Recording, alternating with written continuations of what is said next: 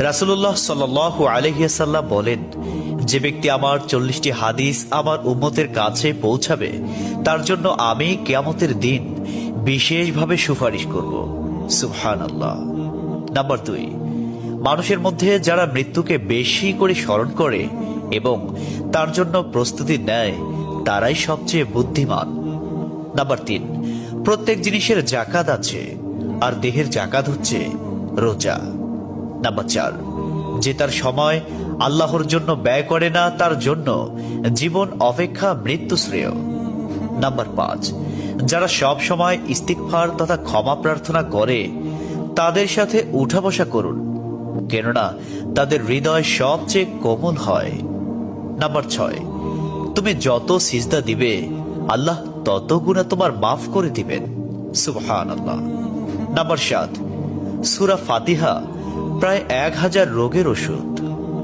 Number 8, হাতের তালুতে জ্বলন্ত আগুনের কয়লা রাখলে যেমন কষ্ট হবে তার চেয়ে বেশি কষ্ট হবে শেষ জামানায় ঈমান রাখতে। নাম্বার 9, রোজাদারদের জন্য প্রতিদিন জান্নাতকে সুসজ্জিত করা হয়। সুবহানাল্লাহ।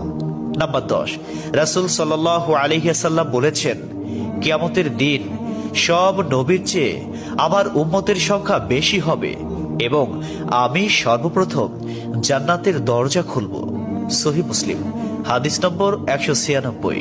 11, যে ব্যক্তি রোজা রাখা অবস্থায় মারা যাবে আল্লাহ তাকে কিয়ামত পর্যন্ত সকল রোজার সওয়াব দান করবেন। সুবহানাল্লাহ।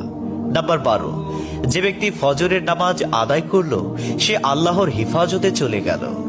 নাম্বার 13, রাসূলুল্লাহ সাল্লাল্লাহু আলাইহি ওয়াসাল্লাম বলেছেন, রোজা ও কোরআন কিয়ামতের দিন মানুষের জন্য সুপারিশ করবে। মুসনাদে আহমদ, হাদিস নম্বর 6626। 14, নবীজি বলেছেন, রোজাদারদের জন্য সবচেয়ে বড় খুশির সংবাদ হলো হাসরের মাঠে আল্লাহ সবার আগে রোজাদারদের সাথে সাক্ষাৎ করবেন।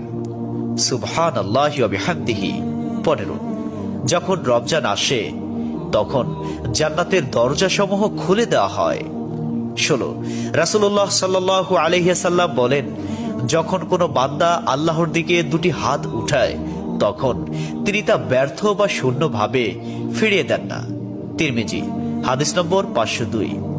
17, হযরত মুহাম্মদ সাল্লাল্লাহু আলাইহি ওয়াসাল্লাম বলেছেন, একটি খেজুরের অর্ধেক হলেও দান করে জাহান্নামের শাস্তি হতে নিজেকে হেফাজত করো। সহিহ বুখারী, হাদিস নম্বর 6023। প্রিয় ভাইরা, নাম্বার 18, যদি ভালো হতে চাও তবে